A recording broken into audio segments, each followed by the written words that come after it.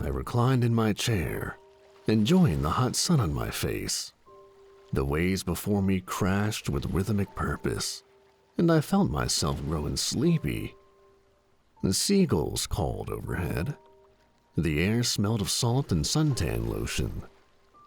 Things were good. I sat up, rubbing my eyes in the afternoon heat, and dug my toes into the sand. I watched as a father helped his little boy build a sandcastle. What a good dad. I took my sunglasses off of my head and slid them onto my face, standing and stretching. I loved the beach. It was impossible to be worried about anything here. I had come here for the weekend, my little oceanfront cottage standing timidly behind me. I purchased it a year ago, my recent business ventures allowing me some of life's finer luxuries. If only I had someone to share it with. And perhaps later in the evening, I'd chance a trip to the local bars and see if I could round up some company. Not that I minded the isolation. After all, it was hard to feel lonely when surrounded by such beauty. I rubbed the back of my neck. My fingers came away coated in sweat. It was time for a dip. I tossed my sunglasses onto the beach chair and slowly walked towards the water's edge. Frothing residue lapped at my feet, followed by the dying reach of a small wave. I sighed. It felt amazing. Smiling, I charged the rolling mass of sparkling ocean. As the water splashed around my waist, I took a deep breath and dove under. I came up gasping, wiping my eyes, the skin glistening in the sunlight. I waved to a group of girls who were body surfing to my left and dove under again. Let them watch. The green water peaked and sloshed around me as I swam further out, enjoying the exercise. I felt the sleepiness drain from my body as my muscles heated. I flipped over on my back and continued to stroke out to sea, closing my eyes against the brilliance of the burning sun. Eventually, I slowed my backstroke and floated onto the surface, letting the tide rock me in its arms. My ears filled and emptied with water, and I listened to both worlds, the one above and the one below. The ocean had always filled me with a sense of wonderment. We were one, but separate, two sides of the same coin. After some time, I lifted my head from the water and shook clinging diamonds out of my hair. I blinked against the salt stinging my eyes and realized that I was a lot further out than I thought. The shore was a deceptive stretch of cool brown sand that remained an uncomfortable distance away. I realized I couldn't touch the bottom. I dove under, trying to gauge how deep the water was, and when I surfaced, I felt my heart begin to race. I was entirely too far out. I forced myself to remain calm and started to swim towards shore. There weren't many people in the water, and I didn't think anyone could even see me out here. I focused on my strokes, keeping my head down and my arms moving. I could feel my muscles begin to burn, and I chanced to look towards shore. It appeared as if I hadn't moved at all.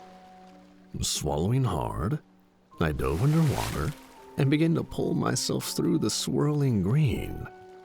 I kicked my legs out and jutted myself towards land as effectively as I could muster. When my lungs began to ache, I reached for the surface and came up sputtering.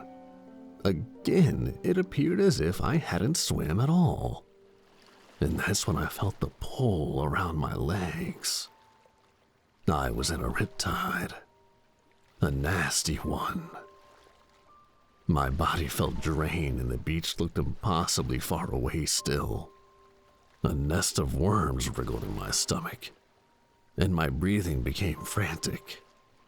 I tried to fight off the panic, but it was like trying to stop an avalanche.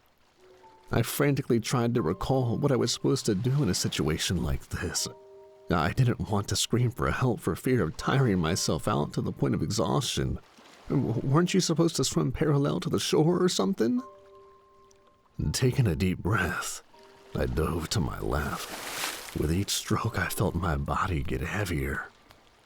Soon my arms felt like slabs of stone, and my legs like cement anchors. And then I went under. Terror worked against me, filling my limbs with fire. I tried to pull myself to the surface, but only managed a mouthful of salty ocean. I gagged and spun underwater, my lungs pounding against my chest. My heart beat a desperate cry in my ears. I managed to find the surface again, but it drained what little adrenaline I still had. I sucked down one gasp of air before I went under. My limbs were useless, completely spent. Soon my head began to ache from a lack of oxygen, and I snapped my eyes open in horror, searching for the surface. A dark green haze filled my vision, terribly claustrophobic. It pressed in around me as I felt the Riptide pull me back into its merciless jaws. Darkness began to fill my vision. My chest howled for air, but the water held me with wet chains. I felt myself begin to fade, pulled apart in agony. My body sank deeper and deeper, and my hazy eyes searched hopelessly for a savior. Just as the black rushed in on me, I noticed something beneath me. It was a mass of sparkling color, like a cloud filled with neon electricity. It stretched out below me like a storm, flashing and winking, like it was the broken remains of some natural phenomenon. Right as my feet were about to enter the mass, I passed out. I felt something cold on my face. Moving darkness, a voice. I focused on the voice, pulling my subconscious towards it with all my willpower. The black began to fade. Light. Color. The world swam in an explosion of blurry motion, and then I blinked. I sat up gasping, eyes popping open. The sweat poured from my face, and I scrubbed it from my eyes. Where was I? What had happened? I looked around and saw I was in some kind of hut. Hey, take it easy. It's okay. I spun around towards the voice behind me. My heart clawed up my throat, and I stumbled off the cot I had been resting on, horror ripping across my mind. A man sat naked before me. But he wasn't quite a man. He was mutated. The skin beneath his eyes drooped down his cheeks, exposing angry red muscle that oozed with clear slime. His nose hung from his face, dangling like the trunk of an elephant. He was bald, and the top of his head was slit open. I watched in terrified disgust as a second tongue extended from the opening and licked moisture across his scalp. Drool dripped down his ears into thick trails. What the fuck? What is going on? Where am I? I screamed, backing myself into a corner, wooden straw poking at me from the wall. The man stood up, his nose swaying like a piece of melted taffy. It's all right. It's okay. You're safe. You made it. You're here. I stared up at him with wide eyes. What are you? Where am I? The man put aside a wet cloth he had been using to wipe my face. He held up his hands and approached me, squatting before me, a smile on his lips. I am Luval. I was the one that found you on the beach. I'm so happy you're here. We've been praying for this moment for... His eyes rolled in wonderment. Oh, we've prayed for so long.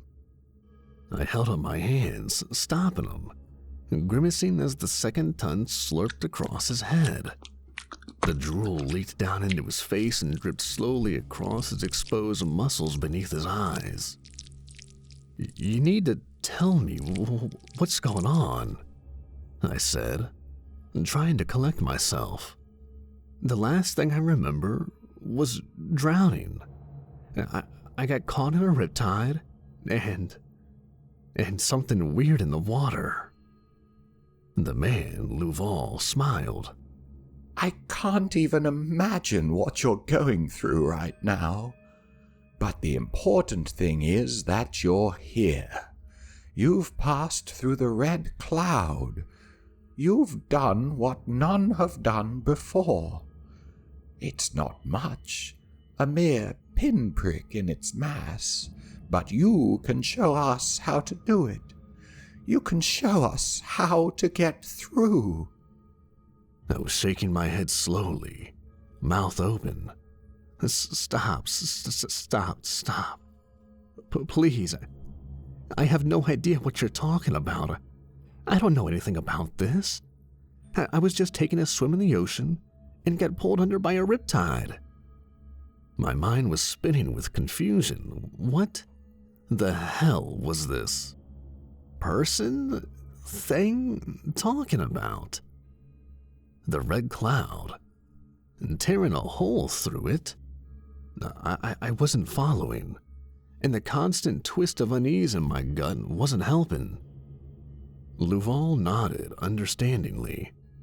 It's only natural you're a little scrambled. I can't fathom what the red cloud did to you as you passed. The suffering you must have endured. It really is a testament to who you are, what you've come here to do. I licked my lips, head aching as I tried to comprehend what was going on. Who I am? And to my horror, Luval reached out and stroked my face. Why, you're an angel come to save us. You're here to show us the way to heaven. You've broken the barrier, passed through the red cloud, and now you will lead us back with you. I blinked, confusion blasting through my mind like a cannonball. I tried to sort my thoughts and tried to piece together what had happened to me. Everything felt wrong. Everything felt different. My head ached and I clutched my temples, trying to focus. I had been swimming, then the riptide, sinking down into that darkness, sinking down into that strange cloud of light. Had that been real? Or had that been something I imagined? My dying mind conjuring up some strange hallucination. And then, Luval reached out a hand. Come, the others will want to meet you. You're going to be their savior, after all. I let him pull me to my feet. I couldn't make sense of any of this. What was happening to me?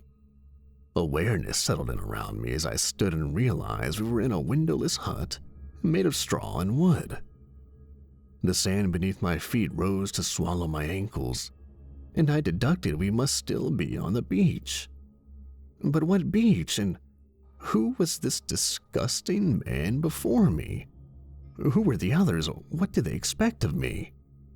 I can see you're having a hard time remembering, Luval said. Come, let us go outside. Maybe once you see, it will help rattle your memory. Bewildered and uneasy, I let him lead me through the door. Sunlight erupted across my vision, and I winced, shading my eyes with my hand. I squinted, letting the world settle. I froze. Luval stopped before me and turned, his second tongue rolling across his bald head. He smiled. Behold, behold your flock, he said, spreading his arms.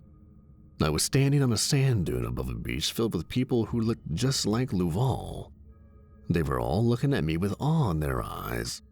1,000 naked bodies, all with drooping noses and slits in their heads. Tongue rolled in and out of their skulls, creating a constant squirting sound that echoed across the expanse of sand. Slowly, they all got down on their knees and bowed their heads in silence. What the hell is going on? I muttered in shock, eyes growing wide, heart thundering in my chest. And that's when I saw something in the sky, past the congregation, hanging over the ocean.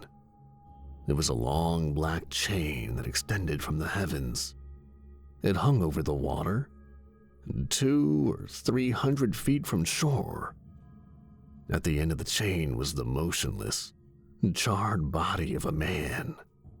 But he was huge, at least 9 or 10 feet tall.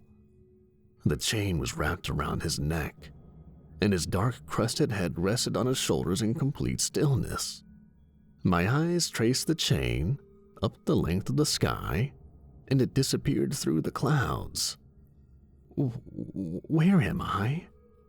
I asked, my stomach squirming as a new fear surged in my gut. Luval stepped towards me. You're here, with us.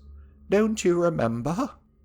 We've prayed for you to come, begged God to send an angel to lead us to him, and now you have. You've emerged from the red cloud, broken through its dark walls, and come to lead us to heaven. No, I whispered. No, that's not true. I don't know anything about this place. I'm not an angel. I'm just a person. Luval pointed at my face. You're wrong. Don't you know how beautiful you look? Your skin, your eyes, your hair. He placed his hand over his naked chest. When I found you on the beach, I almost fainted. You're the most beautiful angel we could have dreamed for. You're perfect. I swallowed hard, backing up. And stop talking like that. I'm not an angel. I'm just a normal fucking person. Luval frowned. Please, don't speak like that.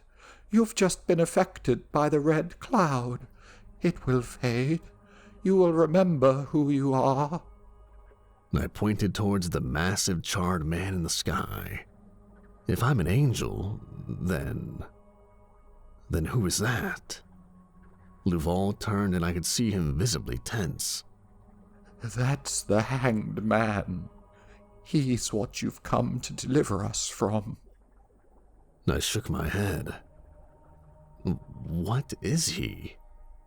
He watches over the red cloud beneath the water. He is our warden, our oppressor. He is the gatekeeper. If anyone tries to break through, he will stop them. Luval looked at me and his sagging eyes grew dark. He is the shadow of God, the darkness that grew behind the light of the Lord. He is evil incarnate. I could feel my breath begin to sputter in my throat. This was all too much. I couldn't digest it, and couldn't wrap my mind around this bizarre ataxia. I just wanted to get out of here, and get away from this nightmare, and back to my beach house. The strange mass of people kneeling before me, the red cloud, the hanged man. I could feel madness approaching. All constructs of reason and understanding crumbling before me. Please, I croaked. Please, I just want to go home. I don't belong here. This isn't right. Please. I suddenly saw a hardness enter Luval's eyes. You need to stop talking like that. You came here to save us. You came here to lead us through the red cloud to heaven. You're going to take us back with you. We've waited and prayed for this day for an eternity. You can't turn your back on us. You're the only one who's managed to make it through, to make it past the hanged man. You have to show us the way. No, I cried, suddenly overcome with a wave of dizziness. No, I'm not the one you've been praying for. Please. I put my hand on my head, the heat from the sun splitting my mind in two. I blinked and began to see patches of darkness. I stumbled backwards, blinking sluggishly. I'm not your angel. And then I blacked out. I awoke in a rush of heat. My face felt damp and my mind swirled between worlds. My eyes snapped open and I immediately sat up. The sweat dripped off of my nose and my throat was dry and parched. I pulled a hand across my eyes and blinked. Luval was sitting beside me, his long nose hanging from his face like an infected skin tag, his second tongue slowly coating his scalp with saliva. As I raised my eyes, I saw there were others in the hut. They stood by the door, watching me, their eyes oozing clear slime that dripped down their drooping cheeks. Hot today, isn't it? Luval said from his place by my cot. Are you feeling okay? You fainted on us. I shifted on my bedding and warily eyed my guests by the door. They seemed to be in awe. My stomach turned as I watched drool leak down their skin across their naked bodies. The tongues squirming from their heads looked like bloated worms, and I tasted bile on my tongue. They want to hear you speak, Luval said quietly, and placing a hand on my thigh. They want to know what to do. I jerked away from his touch and shook my head. I told you, I'm not an angel. I don't know what this place is or how I got here. I can't help you. I'm sorry. As I spoke, Luval's eyes grew hard. He reached out and grasped my thigh again, his grip now firm and commanding. He spoke with cold authority. It's time you fulfilled your duty. We don't want to hear any more excuses. Show us how to get past the hanged man. Show us how to get to heaven. He stood in motion for me to do the same. Come, let's go outside. I rose with him, not sure what else to do. We walked towards the door, and the others stepped aside to let us pass, bowing their heads slightly. No matter what I said, it seemed they were stuck on the idea that I was some kind of angel. We went outside and I stopped dead in my tracks. The congregation was lying down on the beach, hands at their sides, like rows and rows of forgotten corpses. When they saw me emerge from the hut, they stirred to life, crawling to their knees where they remained, hands on their naked thighs. They were waiting. Behind them, over the water, the hanged man remained motionless, his body static at the end of the long chain. Come, you must speak to them, Luval said at my side, placing a hand on my shoulder. No, I whispered, feeling uneasy. No, you don't understand. I can't help you people. Luval's grip turned to iron, pushing me forward towards the dunes. Come, it's time you showed us the way. I stumbled forward, my bare feet burning in the sand.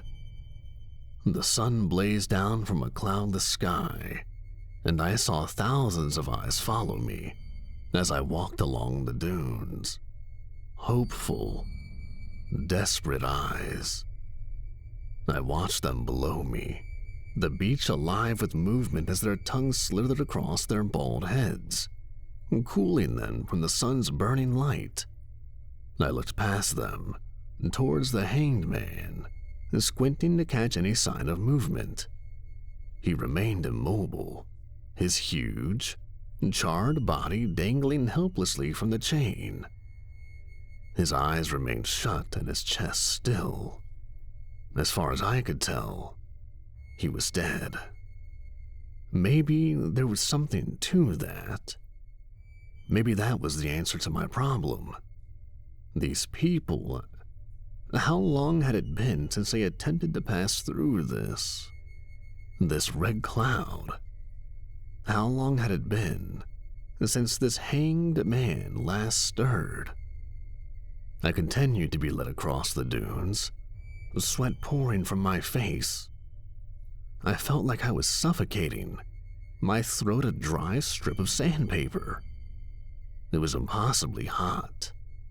I could feel my skin cooking beneath the intense light, and I ran my tongue along my cracked lips. What did Luval expect me to say to these people? As the burning sand danced between my toes, I was struck with a thought. When am I going to wake up? I almost laughed, but the sudden humor died in my dehydrated mouth. I looked behind me at Luval and the little party following us. They looked excited. They looked hopeful. It made me sick. I had no plan, no idea what was happening to me. I had grown an army of followers who thought I was some kind of savior. I was trapped in a nightmare, and I didn't see any way out. One moment I had been drowning, and the next I was standing before a congregation who expected some kind of sermon from me. They expected me to reveal the path to salvation. What could I say that would make them understand? What could I do to show them I wasn't an angel? "This is good," Luval said suddenly, squeezing my shoulder. We were standing at the peak of a large dune, a platform to spread my voice to the waiting subjects below. I felt my stomach shudder as I looked out on the thousands of people on their knees looking up at me, and the ever-present hanged man, dead and silent over the ocean. I shot a look over my shoulder at Luval. "What do you want me to say?" I gasped. Luval spread his hands. "Anything you want. Tell us how you got here. Tell us how to follow you back to heaven. Tell us how to get by the hanged man." My back was slick with sweat, and I wiped a coat of it off of my forehead, and turning back to the audience below me. My heart was thundering in my chest, and my breath blew sour across my tongue.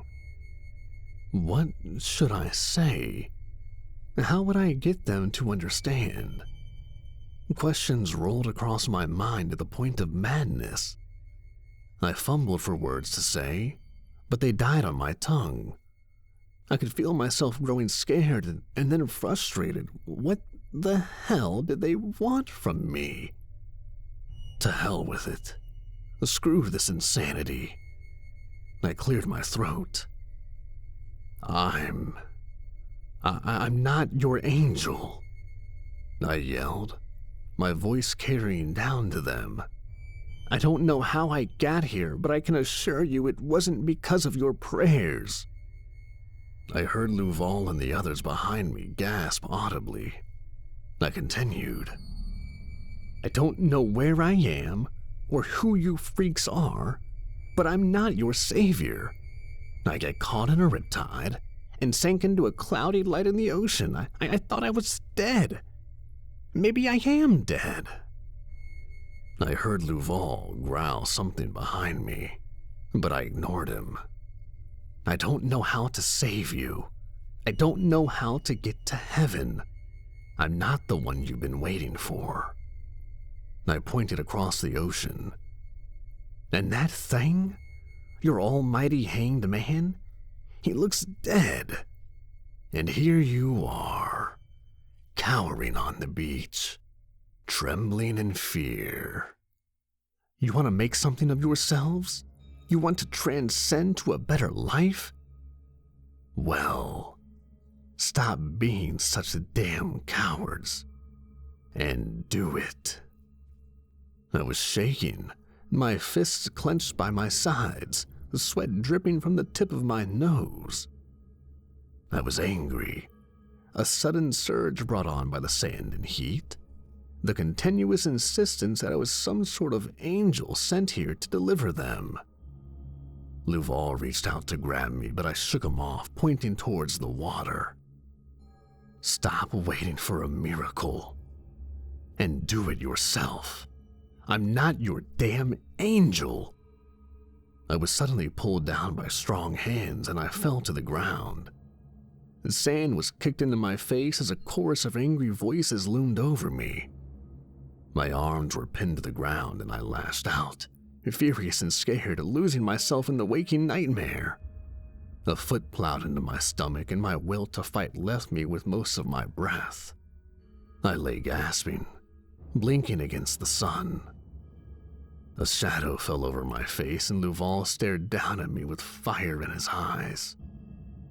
What have you done? He snarled.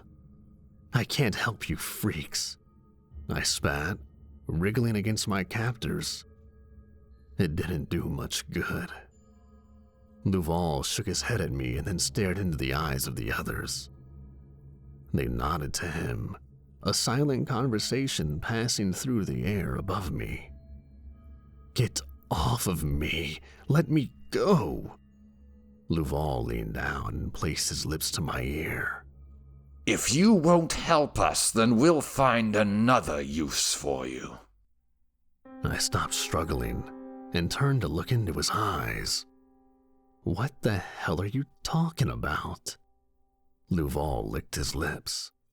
If you won't show us mercy, perhaps the hanged man will.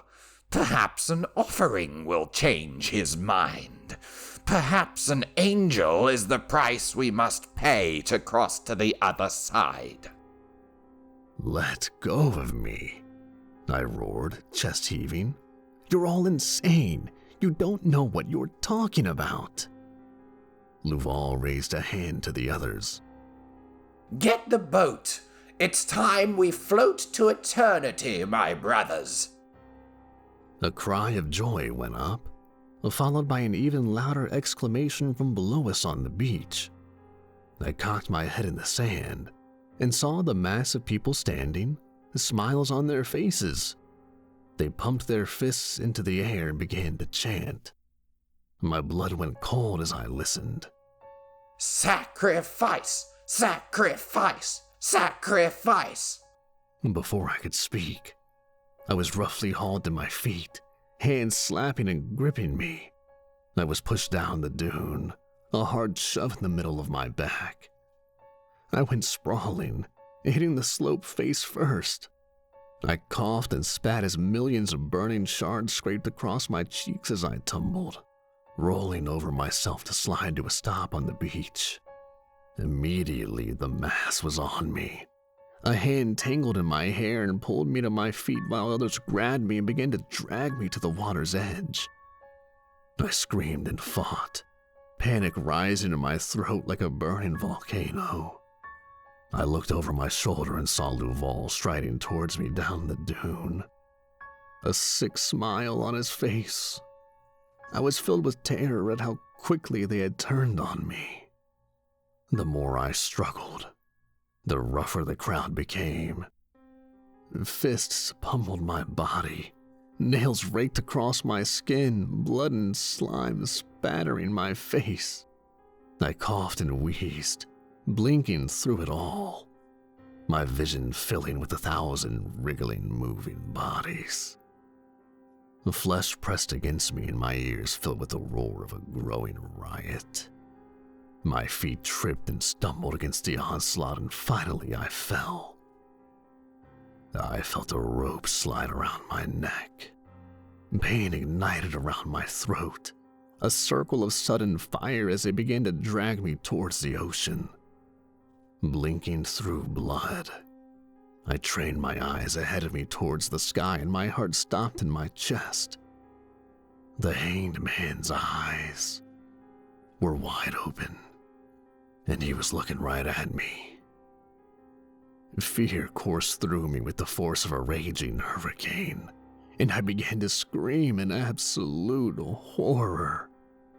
The hanged man's eyes were huge and swollen, his irises 2 red orbs in a pool of blinding snow. Color shot from his sockets like searchlights, twin red funnels that filled my vision and summoned my darkest nightmares. I tried to scream, but my cries were severed by a jerk on the rope. The earth beneath me thundered with the stampede of feet and a hurried rush to the water's edge. I retched and felt my eyes bulge, my mind dimming from lack of oxygen. Mercifully, the rope was removed, and I was dragged to my feet. My world swam as I tried to focus on the bouncing, swirling ocean of people before me. My mind swam as I tried to focus on the bouncing, swirling ocean of people before me. Their long noses swayed on their faces like pendulums, and their second tongues coated their scalps excitedly. I heard a great cry rise to my left, and I weakly turned my head. They were pushing a small craft into the water, a flat construction of wood with a single mast that unfolded to reveal a great sail. My arms were pulled behind my back, and I felt my hands bound. I grit my teeth as the rope cut into my wrists, and I was yanked towards the boat. I coughed and fought to stay upright, my feet splashing into the ocean. Luval was climbing onto the craft along with 3 others. He reached down and pulled me up, then tossed me aside like a sack of dead meat. He turned to the mass of people on the beach, raising his voice. Pray for us! Pray for mercy! Pray for salvation! A roar went up at our backs as we were pushed out to sea. Water splashed over the crudely constructed frame, and I gagged as sea salt rushed up my nose. I was pulled into a sitting position and shoved against the mast. My bangs dripped into my eyes as I looked out into the sky. The hanged man had raised his head from his shoulders and was watching us approach. The red light that shot from his eyes blinded me, and I turned away, the spots dancing across my vision. The horror and fear filled me, and my battered, shaken body offered no comfort. It didn't have to be like this, Luval said behind me as he dug an oar into the ocean. The other 3 followed his example, their dripping faces watching me. Fuck you, I spat. You've all lost your minds. The water sloshed across the wooden planks as we continued to draw closer and closer to the hanged man, his massive body dangling from his heavenly chain like bait on a hook. He was waiting for us, hovering above the surface of the sea, his eyes never leaving us. As we approached, Luval raised his hand to the others and they stopped rowing. The craft slowed and I chanced to glance up, feeling a dark stirring in the back of my mind, like something was poking around from inside my head. The hanged man loomed before us, suspended a dozen feet above the calm waters. The craft was consumed in red light. I felt fear and terror boil in my brain as I fought to control a sudden urge of haunting images that flashed before me like morbid photographs. Luval got down on his knees, followed by the others. His voice shook as he spoke. Please, we come in peace. Spare us a moment and listen to what I have to say. The hanged man remained a statue of dark fear. Luval continued, visibly shaken. In exchange for passage into heaven, we offer you this angel who has come to us promising salvation. I whipped my head to stare at him. Luval shot me a look and pressed on.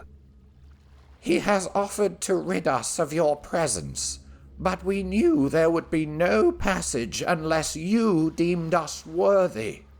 So instead of following this angel in a revolution against you, we offer him up to you as a token of goodwill, as a token of respect, as a rite of passage. Please, take him as payment and let us pass through the red cloud into heaven. He bowed his head and spread his arms, waiting. You liar, I snarled. Silence, Luval hissed. The air filled with mounting tension as the seconds ticked by. The sound of the water sloshing around the boat seemed to consume me. I shut my eyes and focused on it, shaking, trembling, feeling the red light wash over my skin. And suddenly, I heard a collective gasp and I snapped my eyes open. There, in the water below us, was a massive, voluminous cloud of sparkling red light. It extended out into the ocean like a titanic patch of fog, a swirling dance of color that churned beneath the surface. Luval stood, eyes wide. He is allowing us passage.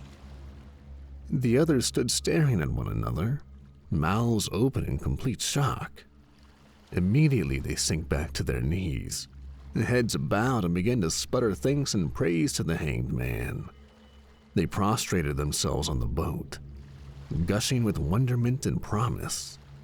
And then, Luval grabbed me and pulled me to my feet.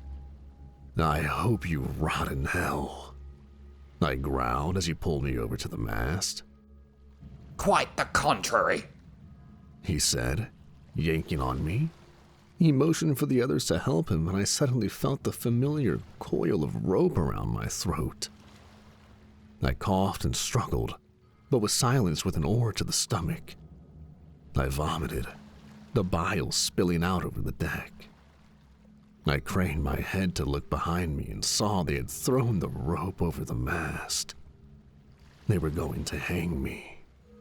I stared up at the hanged man, his huge, terrifying eyes boring into my skull. His charred skin absorbed the sunlight around him as I fought helplessly against the rope tying my hands. This was it. This was the end. Luval was suddenly behind me. He whispered softly into my ear. I will tell God of your cowardice when I see him. I hardened, feeling a sudden rage burn within me. I turned my head, my voice hard steel. No, you fucking won't. I slammed the back of my head into his face as hard as I could. I was rewarded with an ear-splitting scream as he bent down and clutched his bleeding mouth. I stepped backwards and grabbed his dangling nose with my bound hands and ripped it from his face, screaming in defiance.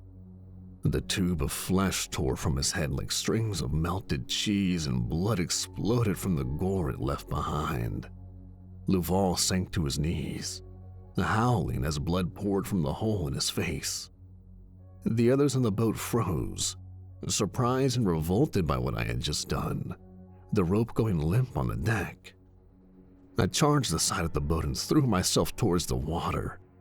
As I flew through the air, seconds before I splashed into the ocean, I watched in horror as the hanging man dropped from the sky like an anchor releasing.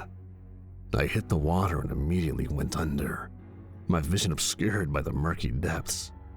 I wriggled like a dolphin, trying to free my hands, but it was hopeless. I trained my burning eyes to the red cloud beneath me. Frantically, I wriggled towards it, feeling my lungs hammer into my chest. And then the water illuminated with red light.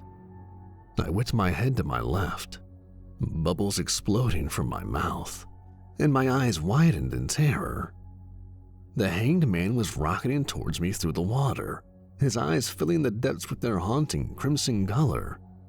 The chain slithered behind him, a twisting coil like a coal-black snake. His hands reached out towards me, his fingers nothing more than slivers of nightmare darkness. The sight filled me with crippling fear, and I used it to jet myself forward, down deeper towards the cloud of phasing red. My ears suddenly filled with a muffled, haunting roar of fury, and I felt my mind quiver and splinter. I blinked, fighting off the sensation, reaching to the depths towards my salvation. I had almost reached the red cloud. I kicked towards it with all the might I could muster, screaming, leaving a trail of howling bubbles behind me. Suddenly, I was jerked backwards and I felt pain shoot through my leg. I turned around and saw the hanged man grasping my leg, pulling his body up to mine to stare into my face. My world swam and shook with the darkest, deadliest hell, and I felt all resistance drain from my body as his eyes consumed my soul. My mouth dropped open in a silent scream, and I began to fill my head and uproot every fear I had ever had. I felt madness begin to rip my mind in two. But through the agony, I heard another sound. I heard splashing, a muted rush of churning water. The hanged man turned to look towards the surface. I followed his gaze, mind fading, darkness approaching. Luval and the others had dove into the ocean and were frantically swimming towards the red cloud. The hanged man roared and looked back at me, then back at the other four. Snarling, he released me and my mind shimmered and then refocused, the red leaving my fractured brain in a rush of heat. Still bound, I watched as the hanged man raced to stop the others from entering the red cloud. I watched as he tore them apart. I watched the water fill with red. As the last bit of consciousness left me, I watched as the red faded to black as I floated down into the red cloud. I don't really remember what happened after that. I don't remember the in-between. Not even darkness. There was just nothing. And the next thing I remember was getting CPR on the beach. It was the father who had been building a sandcastle with his son. The good dad. I sputtered back to life, screaming and vomiting up gouts of salt water. I lay there on the beach, weeping as an ambulance was called.